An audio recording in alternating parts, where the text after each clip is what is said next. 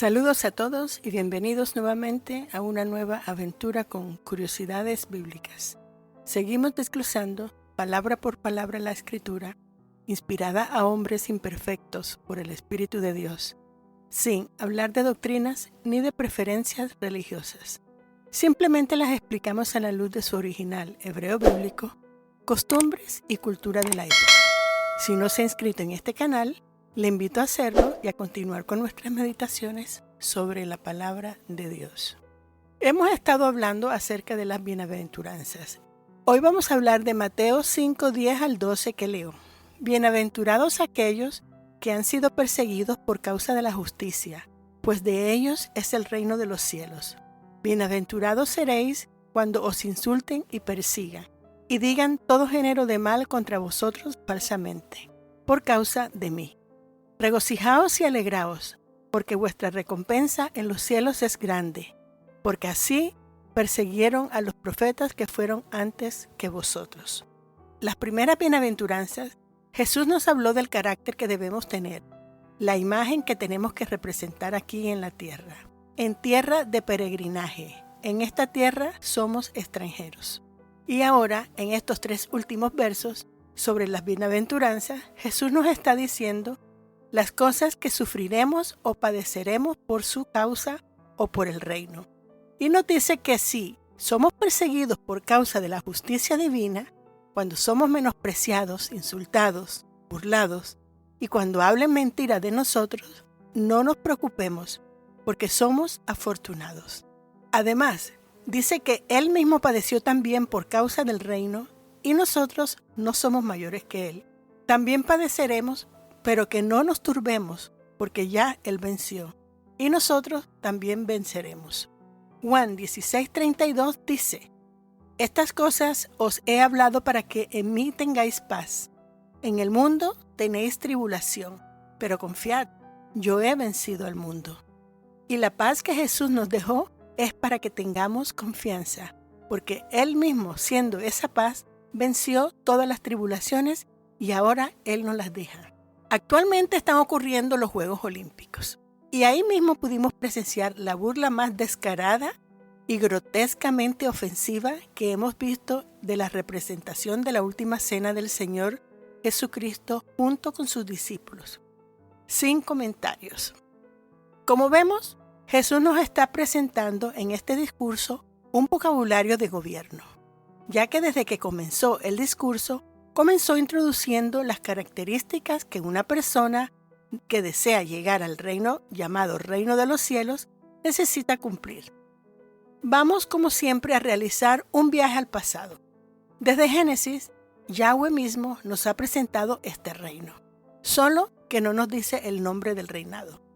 Cuando Yahweh creó al ser humano, dice la Escritura que lo hizo a su imagen y semejanza. Para imagen en hebreo es Selem. Y cuando vemos las letras que componen esta palabra, imagen, en hebreo, podemos ver exactamente uno de los mensajes que esta palabra nos da. La primera letra es llamada Sadi, que es la simbología del justo y de la justicia divina.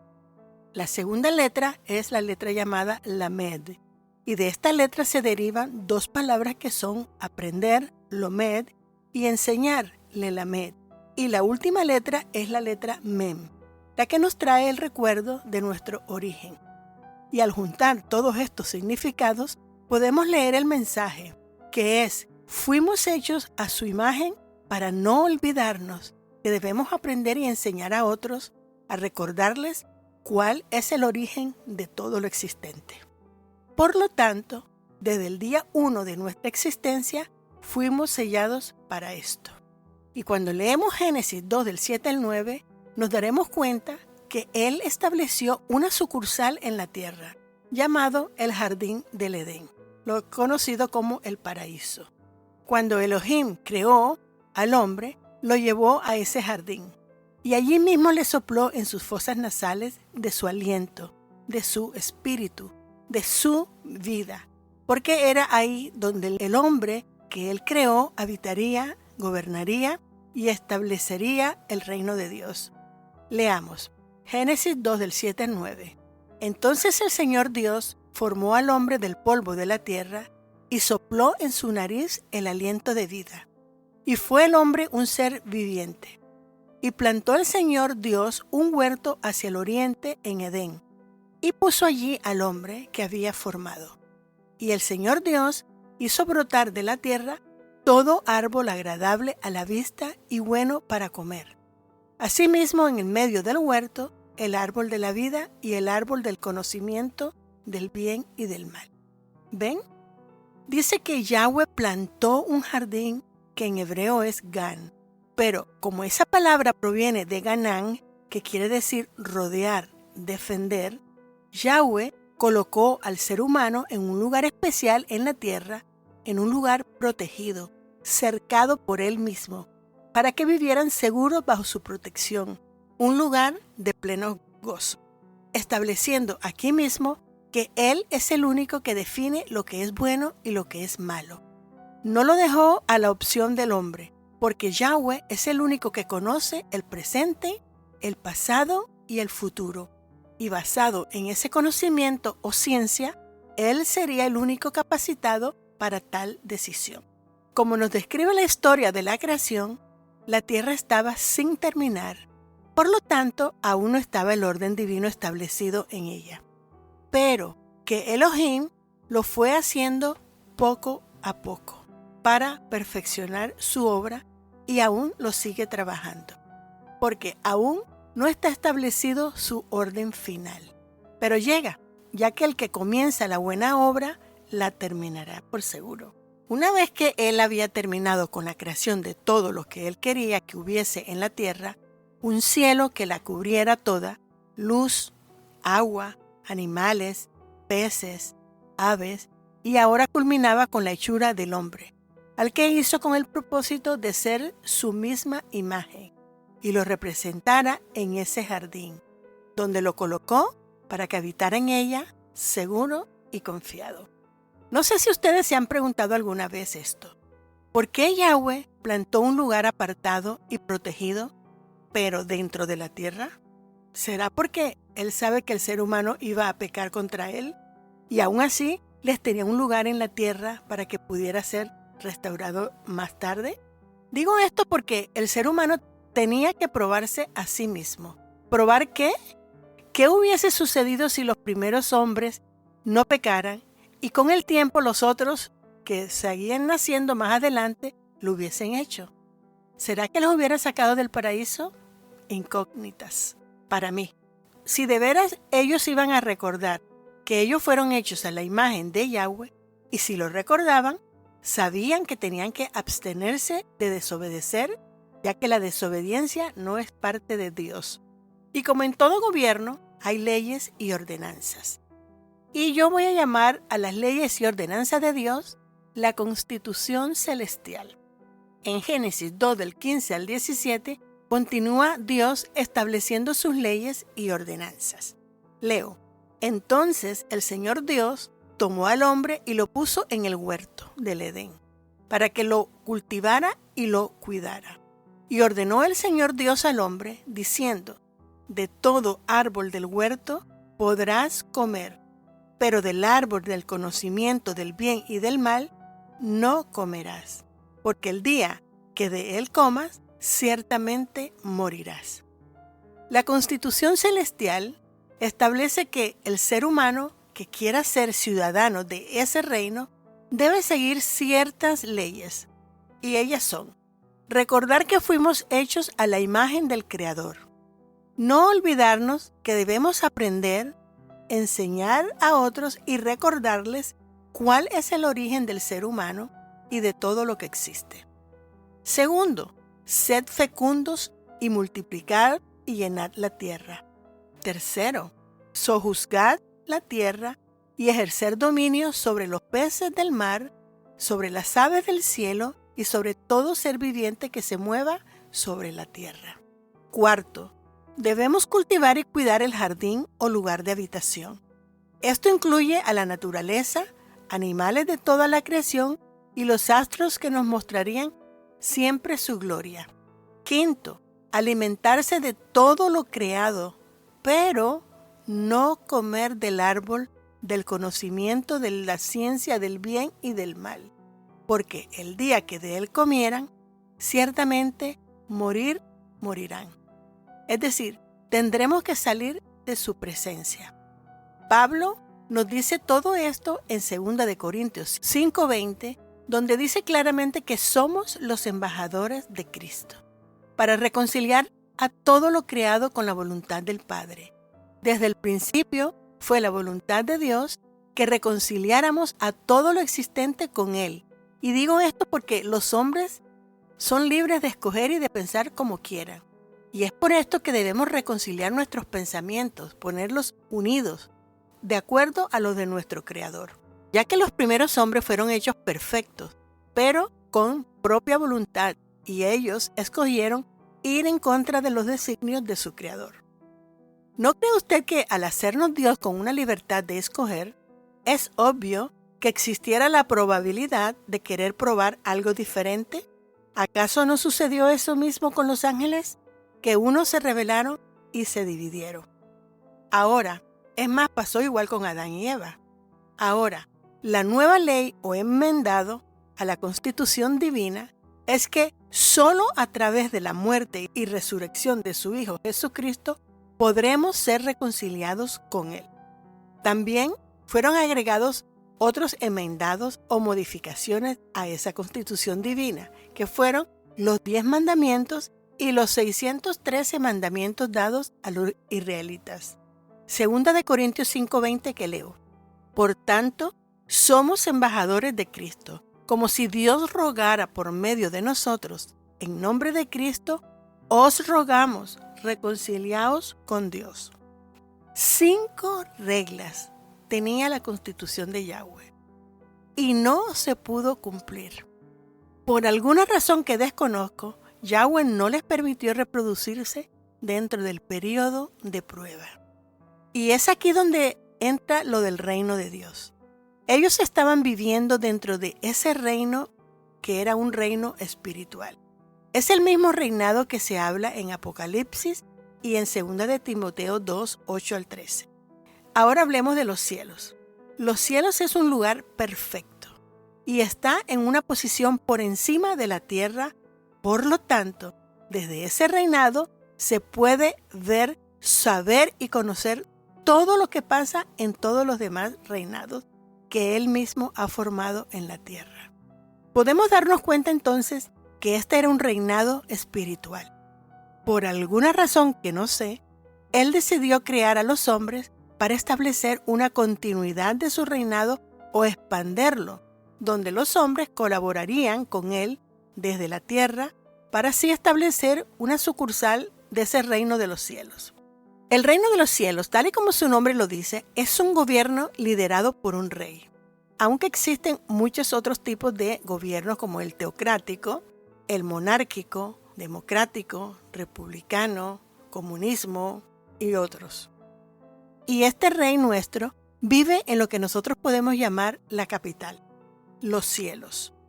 Y todo esto nos habla de un gobierno superior, donde todos los demás gobiernos existentes se tienen que someter a Él. ¿Por qué? Porque así Él lo decidió.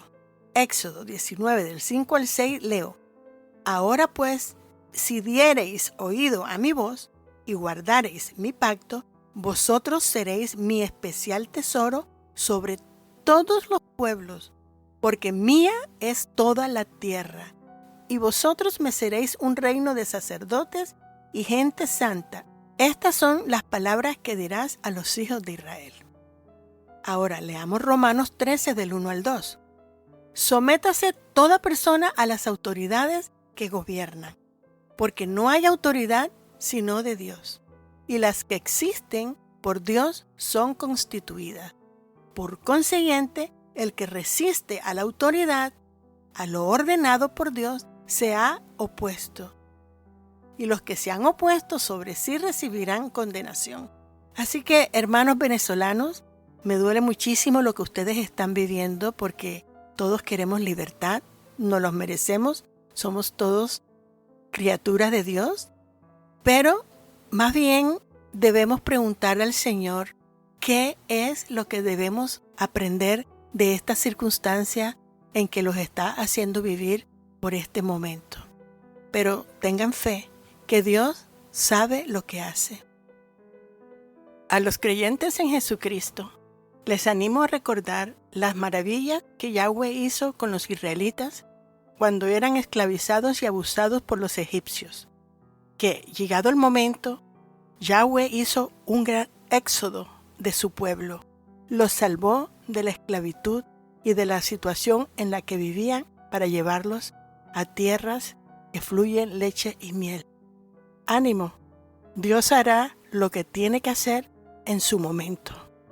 Ahora, por causa del pecado originado por Satanás en los hombres, se establece en la tierra una mezcla de diferentes entidades de gobierno, cuyo gobernante es Satanás.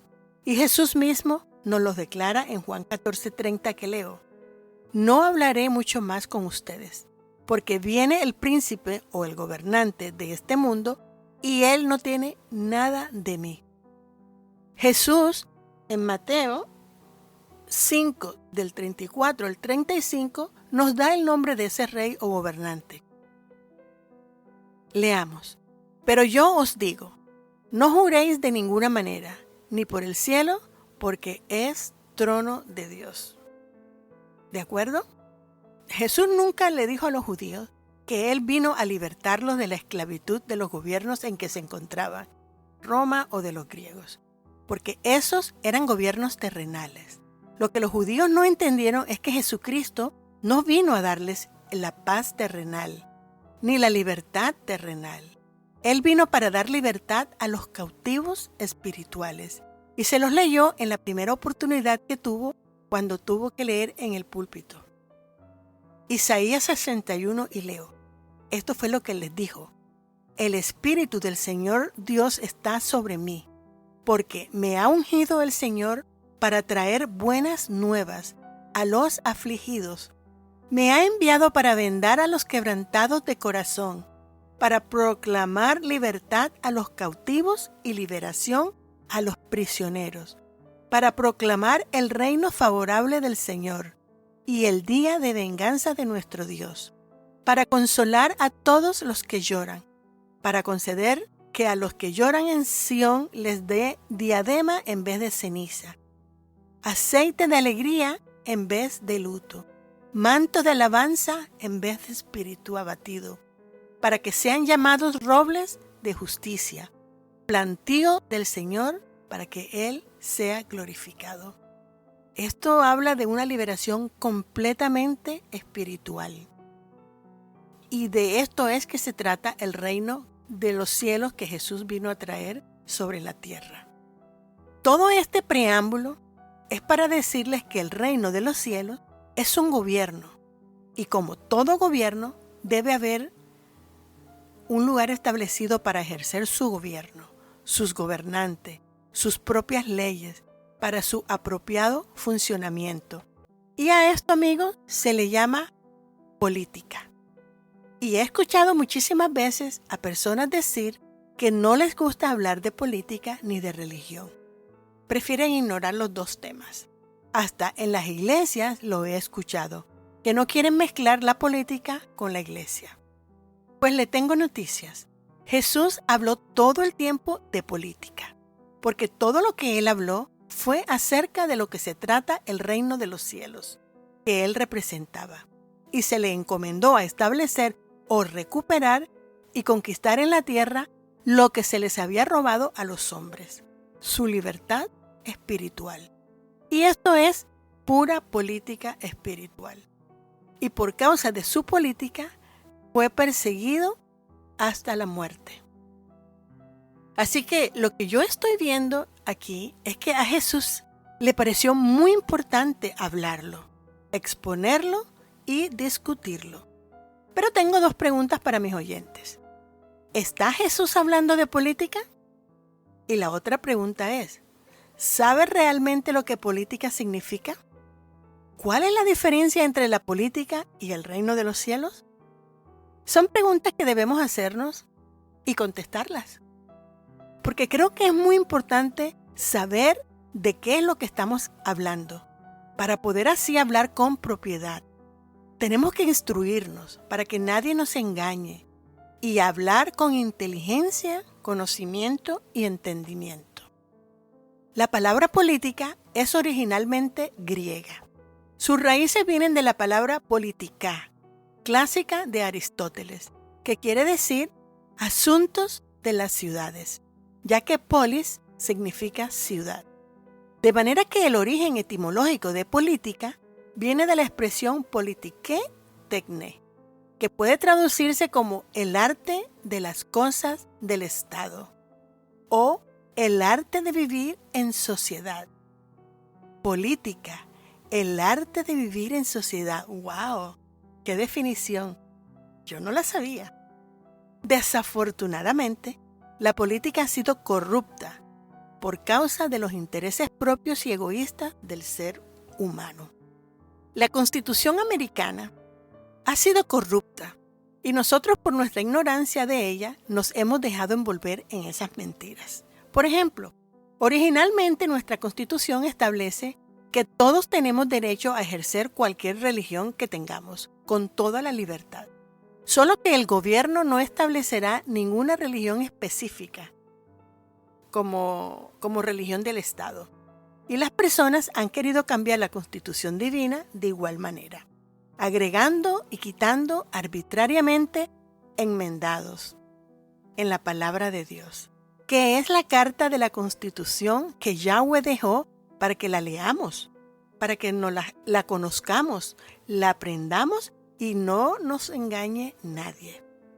Y el punto central de Jesús en este discurso es pura política, ya que nos está hablando del bienestar de vivir en una sociedad, con los beneficios de actuar bajo la libertad de escoger, ya sea ejercer obediencia o desobediencia de las reglas o preceptos establecidas en este reino y con sus consecuencias.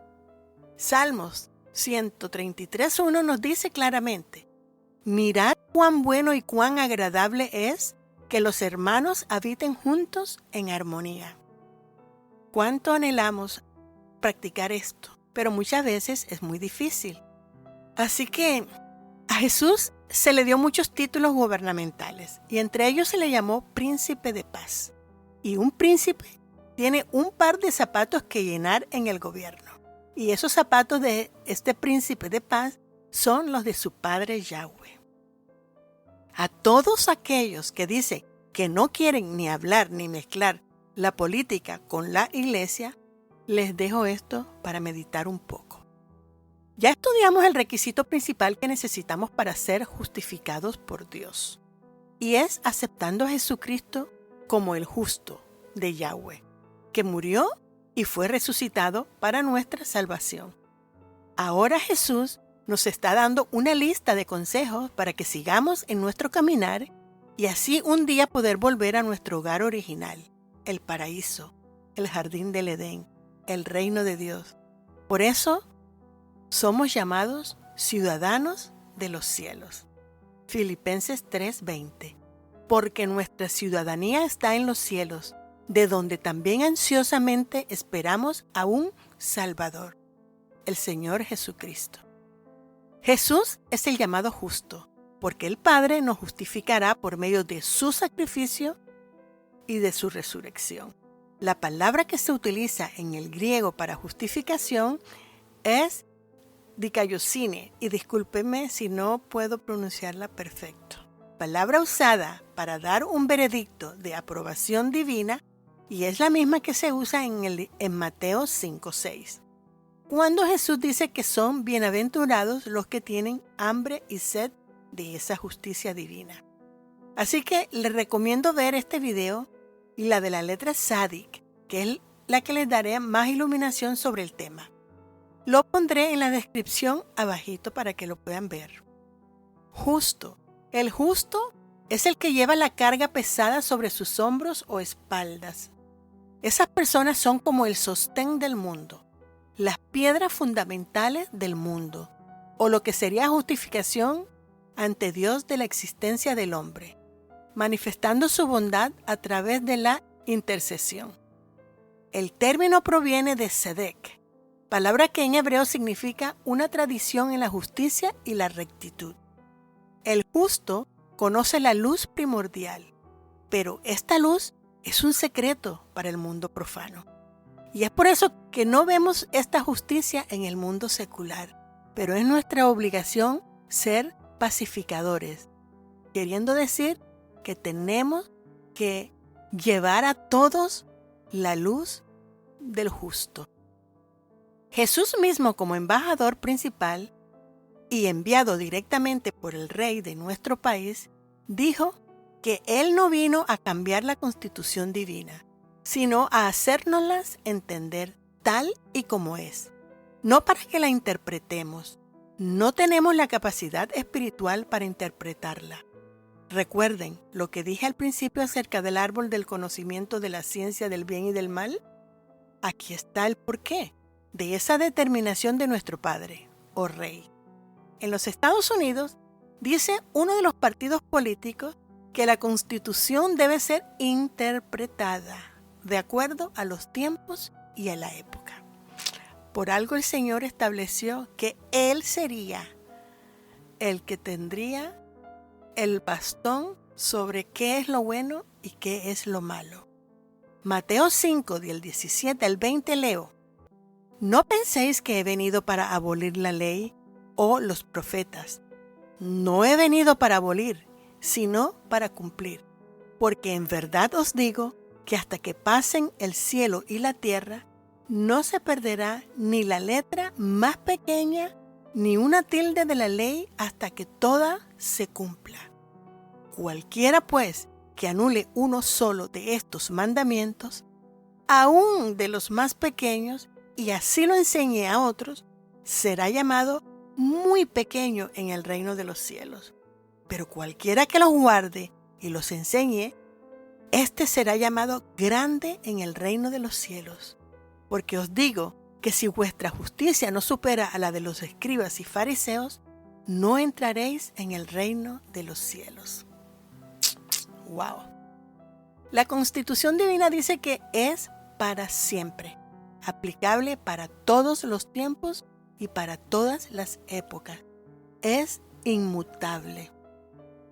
Isaías 48 dice: Sécase la hierba, marchítase la flor, mas la palabra del Dios nuestro permanece para siempre. Y con esto doy por concluida las bienaventuranzas, reconociendo y sabiendo que hay muchísimo más que aprender sobre este tema. Algún día, si nos vuelve a tocar, lo tocaremos de vuelta. Espero, como siempre, que se hayan edificado. Y no olvide que nadie le lea las Escrituras. Léalas, escudriñelas usted mismo. Que nadie le cuente. Solo se las confirmen. Regálanos por favor un me gusta. No te cuesta nada. Suscríbase si aún no lo ha hecho, por favor. Déjeme un respetuoso comentario si así lo desea, los cuales prometo contestar.